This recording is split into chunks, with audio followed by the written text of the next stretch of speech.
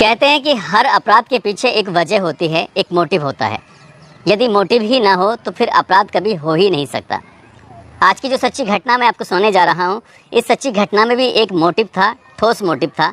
लेकिन पुलिस के सामने जो कहानी पेश की गई थी, पुलिस को उस कहानी पर यकीन नहीं हो रहा था, बल्कि जितने लोगों ने इस कहानी को सुना था, सबके सब इस कहानी पर यकीन कर बैठते हैं। पुलिस ने जब इस घटनाक्रम का खुलासा किया तो लोगों को यकीन नहीं हो रहा था कि जो व्यक्ति जो बता रहा है वो वाकई झूठ था और पुलिस की बात सच निकल के आती है। इस घटनाक्रम ने न केवल रिश्तों को तार तार किया, बल्कि सोचने पर मजबूर कर दिया कि कोई भी इंसान पैसे के लालच में किसी भी हद तक गिर सकता है। वाकई आज की कहानी सुनने के बाद आपको भी लगेगा कि इस दुनिया में कैसे कैसे प्रवृत्ति के लोग रहते हैं।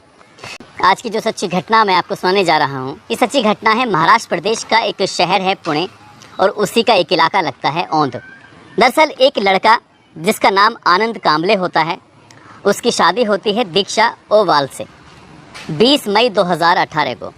शादी बड़े धूमधाम से होती है। आसपास के सभी लोग इस शादी में खुशी खुशी आते हैं, और जब दुल्हन विदा होकर अपने ससुराल आती है तो दूल्हे से एक शर्त लगाती है कि हम जब हनीमून पर निकलेंगे, जब हम कहीं बाहर जाएंगे, तभी हम कुछ करेंगे, इससे पहले हम कोई सुहागरात भी नहीं मनाएंगे।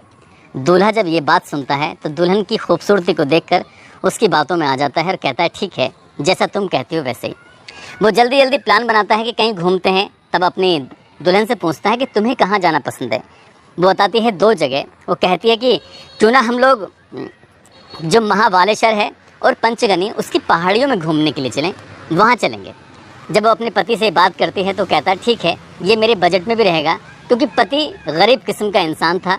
उसकी एक आनंद आर्ट्स के नाम से एक दुकान थी, जिस पर वाहनों की जो प्लेट बनती थी, उन प्लेटों की वो डिज़ाइन किया करता था। लेकिन जितना वो अच्छा सुंदर देखने में था, उससे कहीं ज़्यादा सुंदर उसकी बीवी भी थी। लोग जब इन दोनों की जोड़ी को देख रहे थे, दूल्हा दुल्हन की, कह रहे थे कि रब ने बना दी जोड़ी। लेकिन जब 13 दिन बीत जाते हैं, उसके बाद ये प्लान करते हैं। उसका एक दोस्त होता है राजेंद्र, और राजेंद्र की पत्नी कल्याणी होती है। अब ये चारों मिलकर प्लान करते हैं कि क्यों ना हनीमून पर साथ निकला जाए। 2 जून 2018 की ये बात है। दोपहर के लगभग 1 बजे के आसपास का वक्त हो चला था। औंध से ये निकलते हैं सीधा महाबलेश्वर के लिए, और उन्हीं पास में थी पंचगनी, वहाँ भी जाना था। गाड़ी इनोवा में बैठकर राजेंद्र अपनी पत्नी को आगे बिठाकर गाड़ी चला रहा है, और पीछे दूल्हा दुल्हन बैठे हुए हैं, बस मस्ती करते हुए। लगभग 120 किलोमीटर का सफ़र इन्होंने भी तय किया था। और जैसे ही 120 किलोमीटर का सफ़र तय करने के बाद एक जत्था एक जगह है, उसके पास पसरानी के जो पहाड़ियाँ हैं, वहाँ पर पहुँचती है जैसे ही गाड़ी, तभी इस लड़की यानी कि दुल्हन दीक्षा जो होती है, उसको उल्टियाँ आने लगती हैं। उल्टियाँ इस कदर आने लगती हैं कि उसकी तबीयत ख़राब होने लगती है। तभी वो कहती है ड्राइवर यानी कि अपने पति के दोस्त से कहती है कि भैया गाड़ी थोड़ा धीरे कर लो, मुझे उल्टियाँ आ रही हैं, मेरा जी घबरा रहा है। कहता है कि भाभी परेशान होने की बिल्कुल ज़रूरत नहीं है, मैं गाड़ी साइड में लगाता हूँ। वैसे ही गाड़ी जैसे लगाते हैं साइड में, क्योंकि रास्ता बहुत संकीर्ण था, छोटा था, और गाड़ियों को आने जाने में भी दिक्कत होती, तो इसलिए इन्होंने साइड से गाड़ी लगाते हैं। और ये दूल्हा दुल्हन जो होते हैं, आनंद और उसकी पत्नी दीक्षा जो होते हैं, वो गाड़ी से बाहर निकलते हैं। और बाहर निकलने के बाद थोड़ा टहलने लगते हैं, ताकि जो चक्कर आ रहे थे, जिससे क्या जी घबरा रहा था, वो जी घबराना बंद हो जाए। अब जो उसका दोस्त है राजेंद्र, उसकी पत्नी गाड़ी के अंदर बैठे हुए हैं। वो कहते हैं कि शायद इन्हें देर लग जाएगी, क्यों ना हम लोग भी पहाड़ियों की 2-4 सेल्फी खींच लें, हमारा भी ये पल यादगार हो जाएगा। अब गाड़ी का और इस दूल्हा दुल्हन का जो थोड़ा फासला था, लगभग 50-60 मीटर के आसपास हो चुका था। टहलते टहलते थोड़े आगे निकल जाते हैं। तभी एक बाइक आती है, और वो बाइक इसके पास जाती है।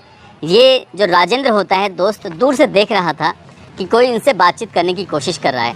तभी ये पहले दुल्हन से बात करती है, बाइक सवार जो होते हैं 2 लोग। इसी बीच में एक और बाइक आती है, वो भी दुल्हन से बातचीत करने की कोशिश कर रहे थे।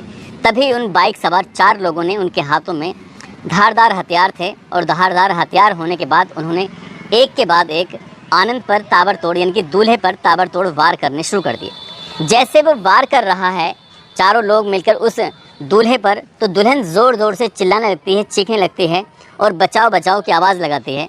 ये जो दोस्त होता है जो गाड़ी के अंदर बैठा हुआ है, वो डर के मारे गाड़ी से निकलता नहीं है, गाड़ी को स्टार्ट करता है और वहाँ से भाग जाता है। दुल्हन चिल्लाती रह जाती है, चीखती रह जाती है, कहती है कि मेरे पति को ये मार डालेंगे, बचाओ। वो दुल्हन के जो जेवर थे उनको उतार रहे थे, और उसके ऊपर एक के बाद एक लगभग 10 मिनट तक लगातार वार कर रहे थे। जब ये वार हो रहे थे तो उस रास्ते से इस बीच में कई वाहन गुजरे, लेकिन किसी ने भी उन्हें बचाने की हिम्मत नहीं जुटाई। जो बदमाश बदमाशी कर रहे थे, लूटपाट कर रहे थे, हत्या को अंजाम दे रहे थे, उसके इस दृश्य को लोग देख देख कर वहाँ से निकल रहे थे। सब के सब सोच रहे थे कि हमें किसी पचड़े में नहीं फंसना। ये 10 मिनट तक इस तांडव को मचाकर, दूल्हे को मारकर, पूरा इत्मीनान करके यहाँ से भाग जाते हैं। दुल्हन बेहोश हो जाती है और जब दुल्हन को होश आता है तो उसके चारों तरफ लोगों का जत्था लगा हुआ था, चारों तरफ लोग खड़े हुए थे। तभी देखती हैं कि वो उसका जो पति है उसकी शायद सांसें चल रही थी या नहीं चल रही थी। वो लोगों से अपील करती हैं कि मेरे पति को जितनी जल्दी हो सके हॉस्पिटल लेके चलो। तभी राहगीरों ने बड़ी हिम्मत जुटाई और हिम्मत जुटाने के बाद एक सातारा एक हॉस्पिटल है, उस हॉस्पिटल में जाते हैं और जाकर उस व्यक्ति को, उस दूल्हे को एडमिट करा देते हैं। लेकिन डॉक्टर देखते ही कह देते हैं कि ये मर चुका है, आपने लाने में इसको देर कर दी। जैसे ही दुल्हन ये बात सुनती है, दुल्हन की चीखें निकल जाती है। जो दोस्त अपनी पत्नी को लेकर गाड़ी लेकर भागा था वो सीधा पहुंच जाता है पंचगनी थाने में और वहां जाने के बाद कहता है कि मेरे दोस्त पर कुछ लोग हमला कर रहे हैं, उसको वो जान से मार देंगे। तो पुलिस कहती है कि ये जो मामला है वो इस इलाके का नहीं है बल्कि दूसरे इलाके का है, आपको दूसरी जगह जाना चाहिए। वो कहता है कि आप समझने की कोशिश क्यों नहीं करते, मेरे वो दोस्त को मार देंगे।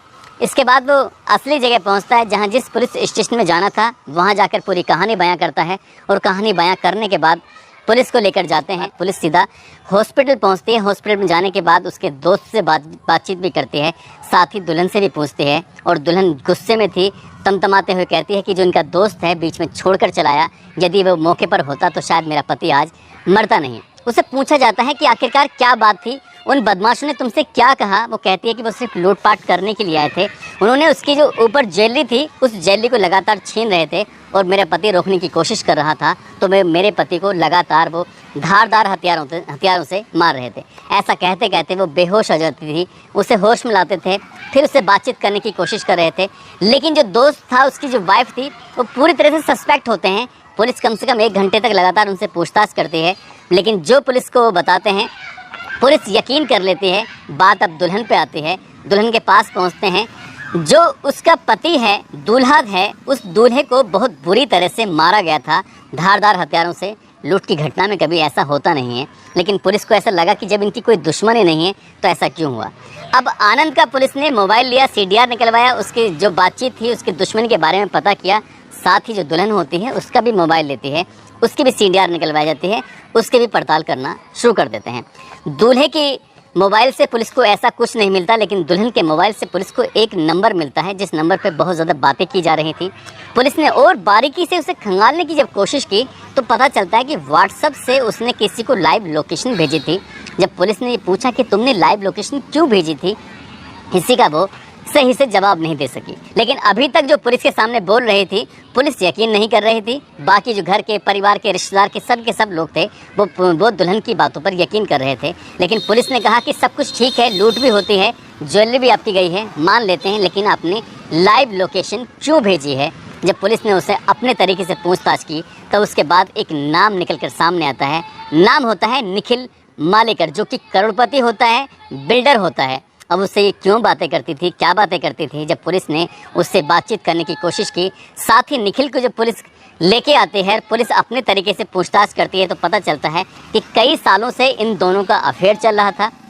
कई साल से ये एक दूसरे के साथ एक रिलेशनशिप में रह रहे थे, कई साल से एक दूसरे के साथ ये अवैध संबंधों में थे।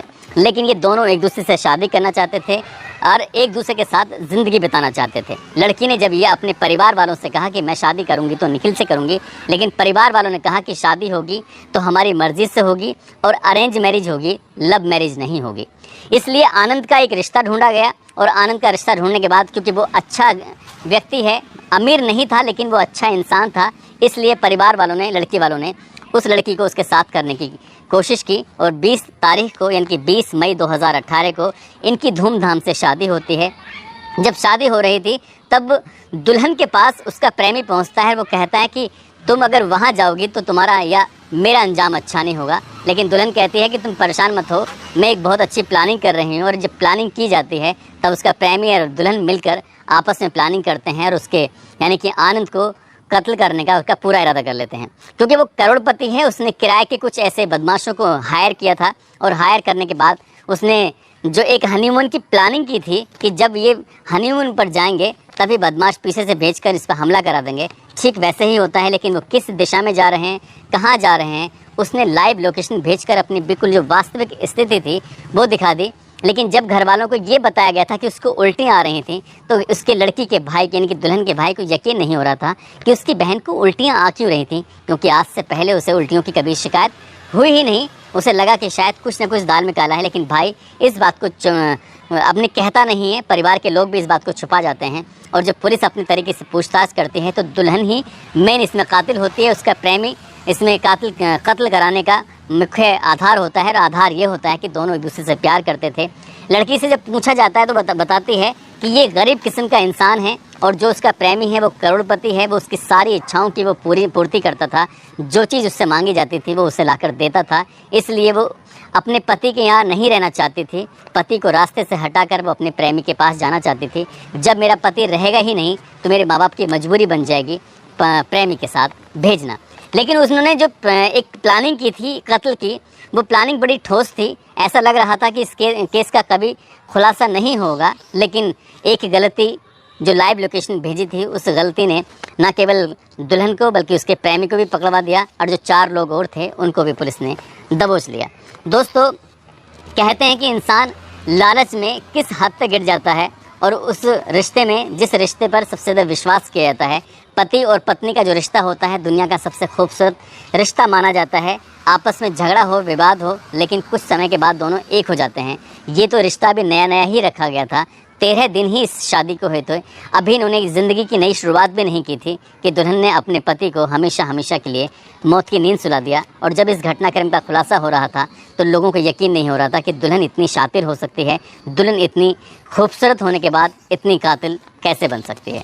दोस्तों, इस पूरे घटनाक्रम को सुनाने का उद्देश्य किसी को परेशान करना नहीं है, किसी का दिल दुखाना नहीं है, बल्कि आपको जागरूक करना है, आपको सचेत करना है। आप जहाँ भी रहें अपना ख्याल रखें, सुरक्षित रहें। जय हिंद, जय भारत।